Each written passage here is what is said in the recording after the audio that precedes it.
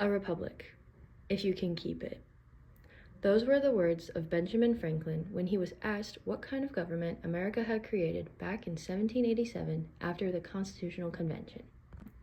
Now, almost 250 years later, the question of if we can keep it has turned from theoretical to a reality. The divide between political parties and the weakening trusts in institutions has many Americans questioning if we can truly maintain our reputation of the greatest experiment of self-government in world history.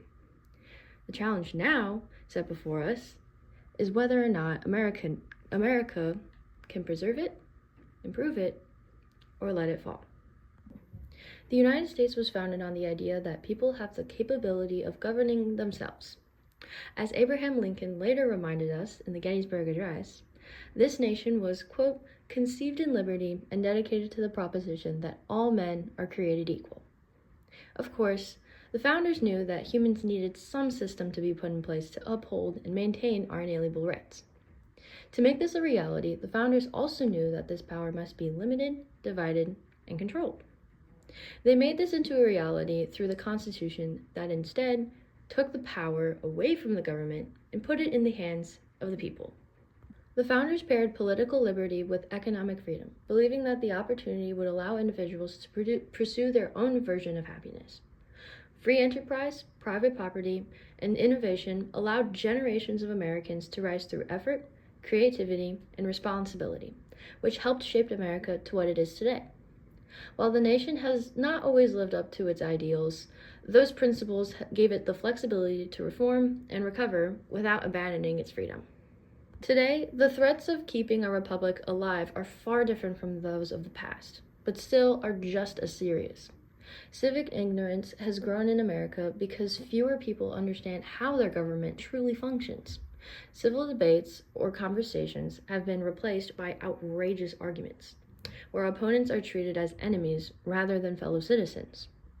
Misinformation spreads faster than the truth, and it is even harder to find what the truth is through American online sources.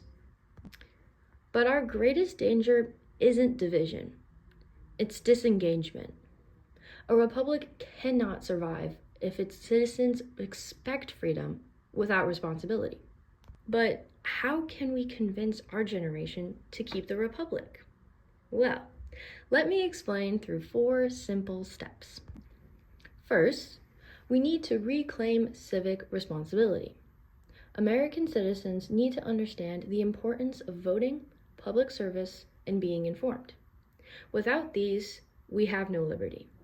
It is very important that American citizens understand the Constitution that formed their own government. Second, by defending free speech and civil debate. People should be able to debate freely in public without worrying about their right to life or liberty being taken away. It is not a weakness to disagree. It is actually one of America's greatest strengths. Third, by preserving economic freedom while embracing accountability. The engines for opportunity come from entrepreneurship and hard work. Prosperity is created, not distributed. That is why it is so important to give people the room to fail and grow. And last, by remembering that our character matters. We cannot simply rely on laws alone to protect our rights. The founders believed that self-government depends on citizens who are capable of self-control, mutual respect, and responsibility. The founders left us with more than just a constitution. They left us with a challenge. Liberty is not inherited automatically. It must be renewed and carried on by each generation.